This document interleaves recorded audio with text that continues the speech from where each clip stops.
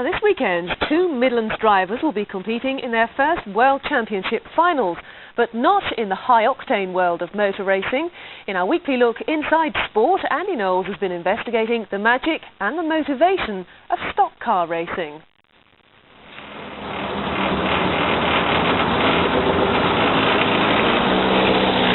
Class it as a hobby sport, definitely. There isn't a lot of prize money. But having said that, we don't race for the money. We race for the fun and the enjoyment of it. We've followed it all over this country for 30 years and it's in your blood. You can't leave it alone. It's really great. When the accountant asked me sort of why I don't earn very much money and why am I doing this job for nothing, I suppose the truth of it is it's not a job, it's a vocation, like the church and stuff like that, you know. That's what stock racing is like. No matter which viewpoint you listen to, there's no mistaking the passion of the stock car racing fraternity.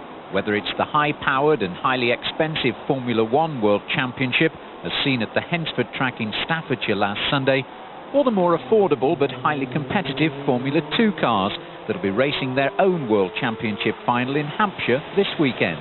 The main difference between a Formula 1 and a Formula 2 stock car has got to be that of the engine.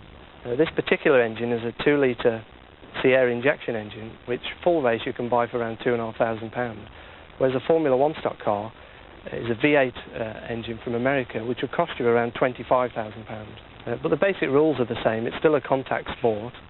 There are around 25 to 30 cars in each race, and we race on the same tracks, both in the Midlands and up in Scotland and down in the southwest. Andy, who comes from Redditch, has been racing for 4 years. Sunday will be his first world final. Lining up alongside him on the grid will be his longtime friend and track rival, Mark Armitage from Newport in Shropshire. I raced Formula 1 for about 2 seasons, and whilst it was very exciting and very competitive, it is very expensive, even back 6 or 7 years ago when I did it. Formula 2 is a much more affordable alternative because it's improved in the last few years. A lot more drivers racing, and the sport is much more competitive than it used to be. The thrill and the excitement is just the same as it is in Formula 1.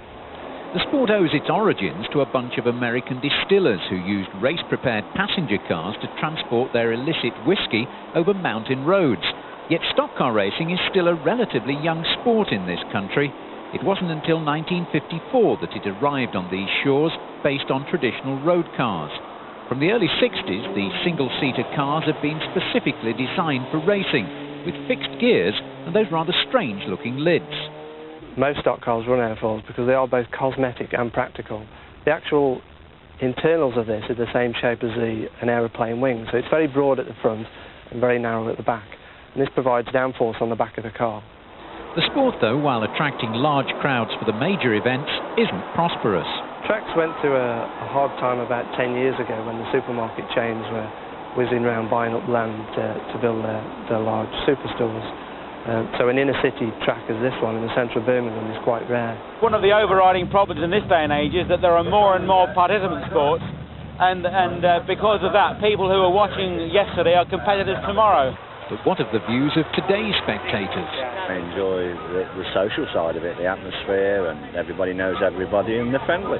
The drivers will talk to you if you wander around the pits, which you can't do at Silverstone and places like that. Coming here with friends, getting the atmosphere, the shop cars going round, the action, and the friendliness of people, really. You can see all what goes on at these kind of meetings, at the Formula 1 with Damon Hill and all that. Like, you won't know if they've had a crash a mile or so across the far side of the circuit.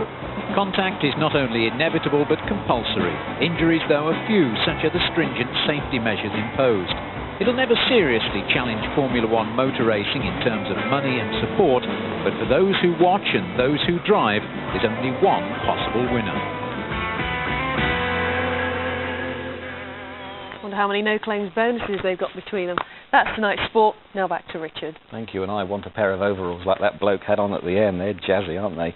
You probably don't need to